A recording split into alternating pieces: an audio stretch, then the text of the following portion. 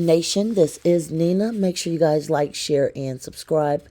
Today we'll be continuing to go through the Justin Baldoni counter lawsuit reading, and there is a lot included with this. We are near the end of this reading. There's only maybe a dozen or so pages left. So without further ado, make sure you guys like, share, and subscribe. And let's just go through this. We're reading these text messages from left to right, and they read as follows. Miss Nathan then bragged to Miss Abel that Mr. Baldoni doesn't realize how lucky he is right now, by which they were referring to their successful efforts to shut down stories that would have revealed how Mr. Baldoni's behavior, including adult connotations on set, made the cast and crew beyond Blake Lively uncomfortable. The messages read, he doesn't realize how lucky he is right now. We need to press on him just how effing lucky. Then Melissa Nathan responds, this is Melissa Nathan to Jennifer Abel, and it says, the whispering in the air, the adult connotations like Jesus effing Christ, other members feeling uncomfortable watching it. There's just so much. Now reading the left side of the messages, and it says, and I'm like, we are dealing with a psychopath who literally called you a predator. Let's all be happy with difficult. I have it on text message, by the way. Unbelievable. Let's be really happy with difficult. And he told him we took out misogynist. And Leslie can't possibly believe that. Then it says, let's give it a day to calm, and let's call Jamie together tomorrow, and we can explain to him a few things together.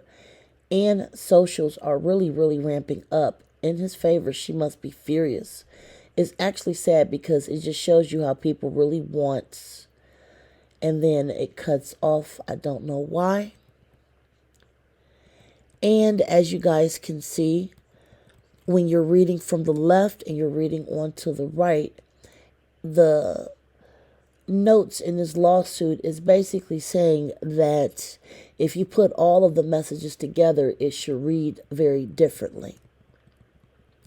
Even though I wish that the bubble circled 41 right here at the bottom right, I wish that that would not have been cut off of this lawsuit. So it goes on to say, in the article the Times wrote, Blake Lively's filings include excerpts from thousands of pages of text messages and emails that she obtained through subpoena. These and other documents were reviewed by the New York Times. However, the Times failed to review and or investigate the plethora of communications demonstrating that plaintiffs had zero intention of smearing Blake Lively and every intention of simply promoting the film and his message.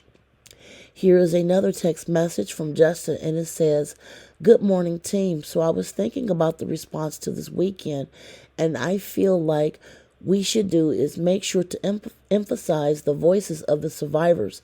It's going to be a lot of buzz, how much money the movie made, but I want to be the one that always direct the back to the survivors. So I would love to come up with some sort of video or carousel of messages from survivors and the response to the film. And we have more messages right here that I will briefly go through.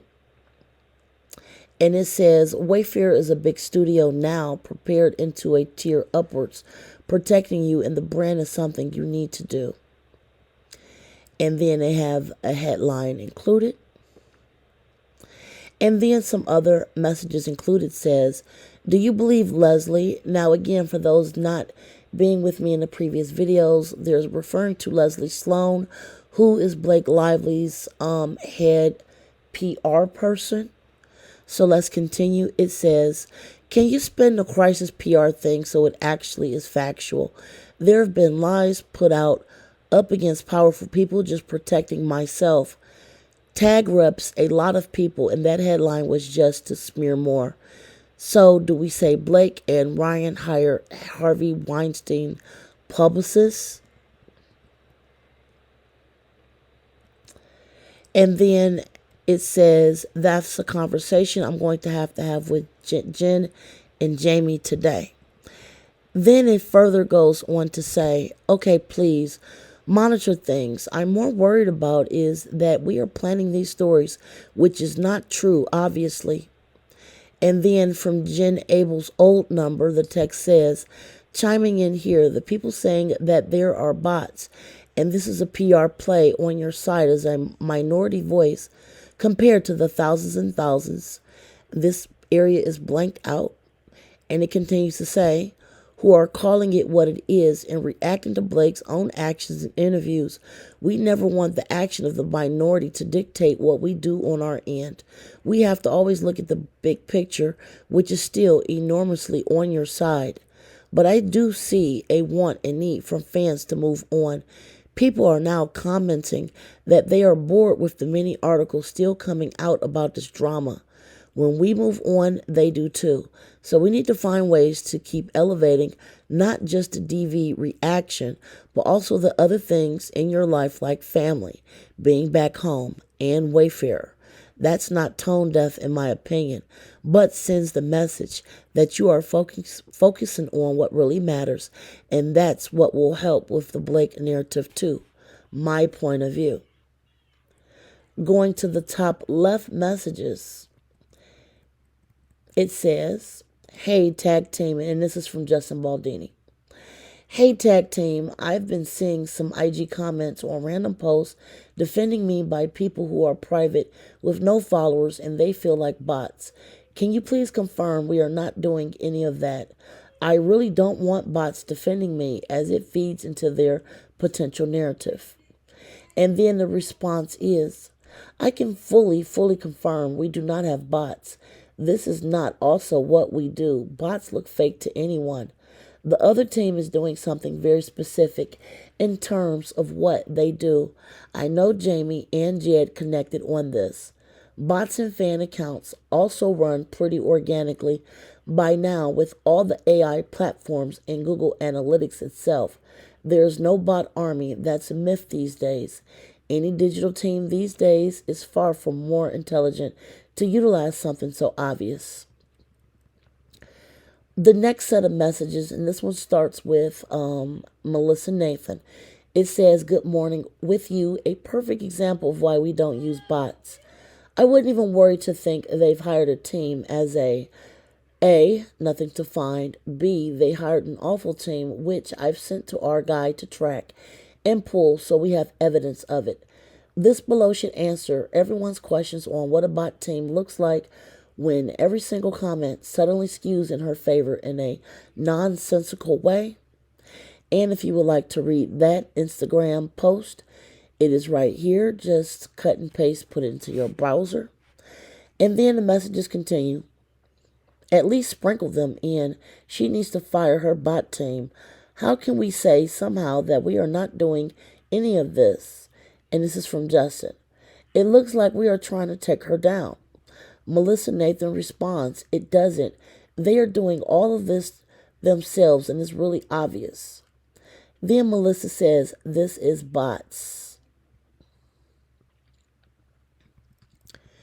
Then it continues, completely unsolicited story from TMZ.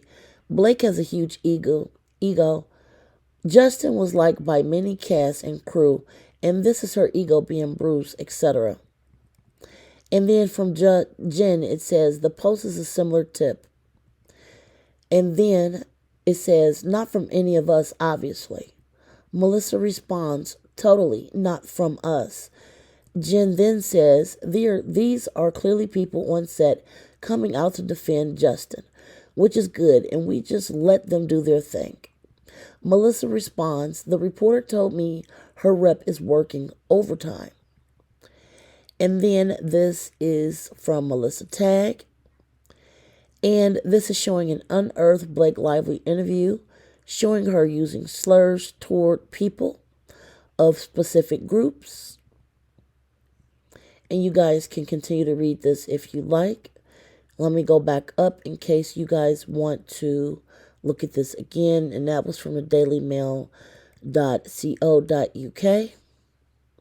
Continuing with this, They're showing more shots that were tagged, and this one is commenting on Blake Lively's interview for It Ends With Us. And then what Justin's team is saying, you did not do any of this. We did not do any of this. This is all organic. And then the response is crazy. And then it goes to say, stupid, really stupid. And I cannot believe she didn't mention working with a shelter or DV. None of this is your fault. It's breathtaking how tone deaf this is. And then here's another one, and it says, a good one to boost. Oh, that's a nice one. I will send across to team. And then again, this is showing how people were interpreting Blake's press run with It Ends With Us from different social media posts. And here are more posts, and they're commenting on IG comments of random posts defending Justin by people who are private with no followers. Again, we just read that, so I'm just going to keep going. Yeah, we just read this.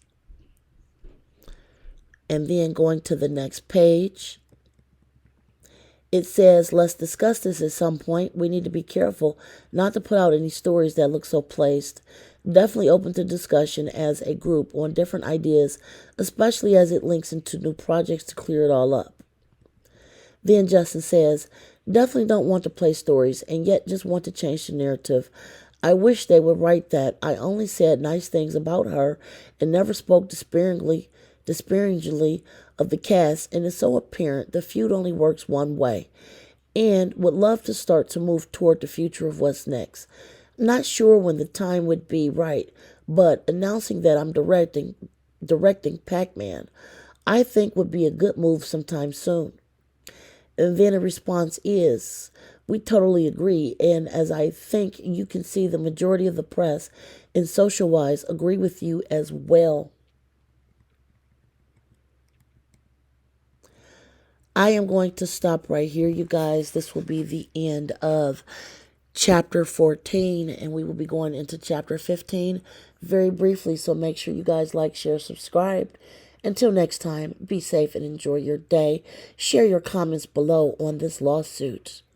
Bye, guys.